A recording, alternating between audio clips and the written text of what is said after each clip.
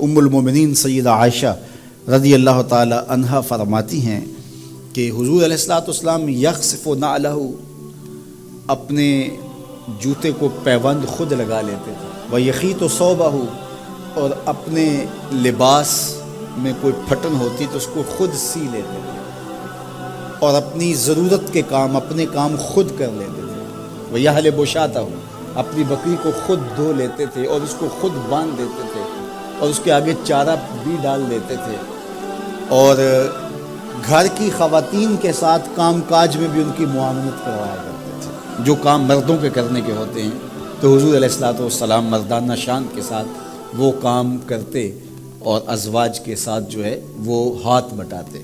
ام المومنین فرماتی ہیں گھر ہوتے تو ہمارے ساتھ کام کاج میں حضور ہماری مدد فرماتے، اور جو ہی اذان ہوتی تو حضور جلدی سے مسجد میں تشریف لے جاتے۔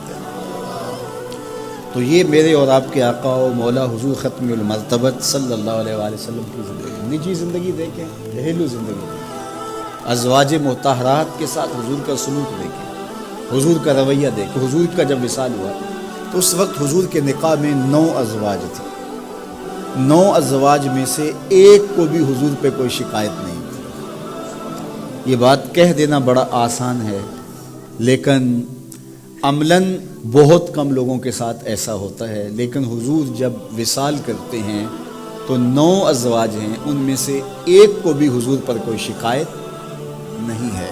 حضور علیہ الصلوۃ والسلام جب گھر آتے تھے تو خواتین کے مزاج کے مطابق ان کی دلجوئی کے لیے حضور گفتگو فرماتے، اور جب باہر جاتے تو جو صفہ کے چبوترے کے اوپر بیٹھ کے حضور کا انتظار کر رہے ہوتے تو ان کے سامنے علمی منہ شگافیاں اور علمی باتیں ان کے سامنے رکھتے، ان کی ضرورت کو پورا کرتے، اور مسجد سے باہر نکلتے تو آگے بچے کھیل رہے ہوتے تو حضور علیہ الصلوۃ والسلام یوں بیٹھ جاتے اور بچوں کو کہتے کہ یوں قطار میں کھڑے ہو جاؤ اور دوڑ کے آ کے میرے سینے لگو، جو سب سے پہلے لگے گا اس کو میں یہ نام دوں گا۔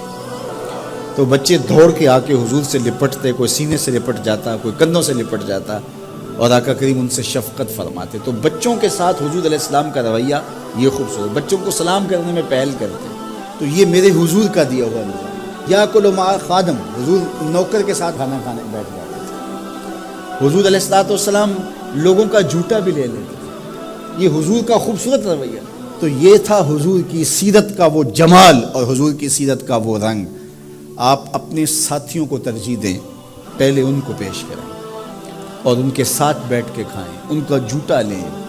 مومن کے جوٹے میں شفا رکھی گئی ہے، تو یہ مسئلہ اوروں کے لیے نہیں ہے کہ پیر صاحب کے جوٹے میں شفا ہے، مرید صاحب کے جوٹے میں بھی شفا ہے۔ جب مومن ہے، جب کلمہ حضور کا وہ بھی پڑھتا ہے تو اس کے جوٹے میں بھی شفا ہے، چاہے وہ مزدور ہے چاہے وہ غریب ہے، لیکن اس کے جوٹے میں بھی شفا رکھی گئی ہے۔ تو جب سور المومن، مومن کے جوٹے میں شفا ہے تو وہ مومن جہاں بھی ہوگا، جہاں بھی ایمان پایا جائے گا، اس کے جوٹے کے اندر شفا ہوگا۔ تو حضور نے 71 آدمیوں کا جوٹا لیا، کونین کا سردار ہو کے، اللہ اکبر، عرشوں کا راہی ہو کے، نبیوں کا سردار ہو کے، شہنشاہوں کا شہنشاہ ہو کے 71 آدمیوں کا جوٹا لے رہے ہیں۔ تو یہ حضور کی سیرت کے رنگ ہیں۔